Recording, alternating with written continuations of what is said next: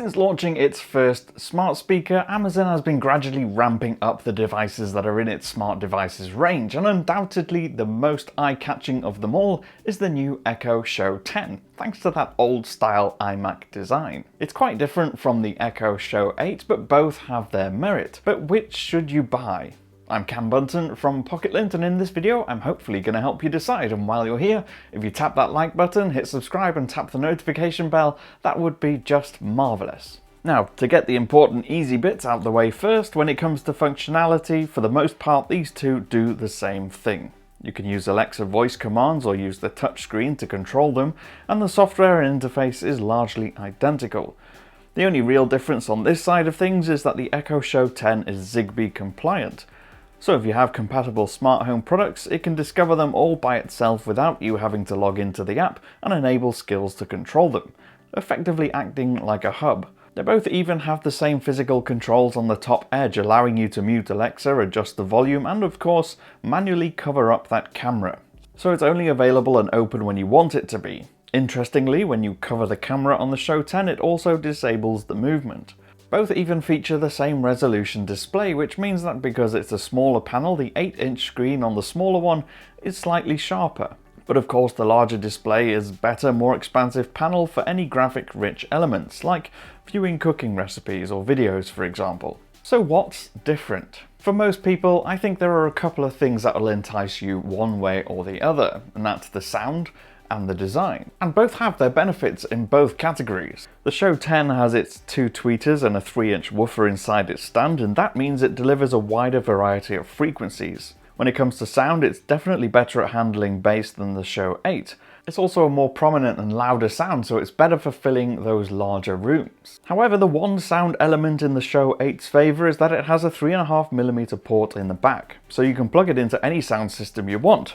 So that might be something worth considering for some if you're wanting a screened smart assistant in a room that already has a great speaker system. So on to design, and of course there is a very obvious difference between the way these two look. Echo Show 10 has that old iMac style design, but with an added feature: the screen can move on its own. When motion is enabled, it'll follow you around the room automatically, and while that seems a bit creepy on first reaction, it's plenty useful. For instance, if you wake it up using the wake word, it automatically then points towards where you are. Or if you're following a recipe in the kitchen, the screen moves to give you the best angle using the camera to follow you. In video calls, it can even automatically frame and zoom in on the person to make sure you're at the center of the frame. One of my favorite uses for it, however, is as a security camera.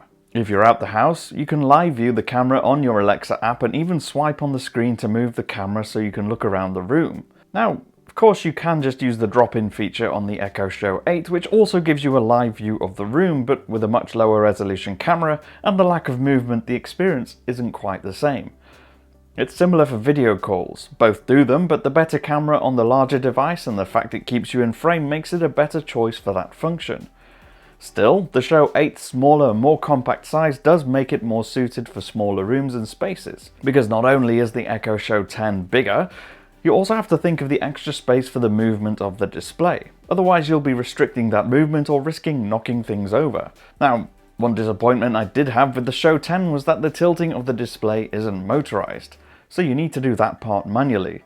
But on the other hand, at least you can change the angle. To do that with the Show 8, you need to buy an additional stand.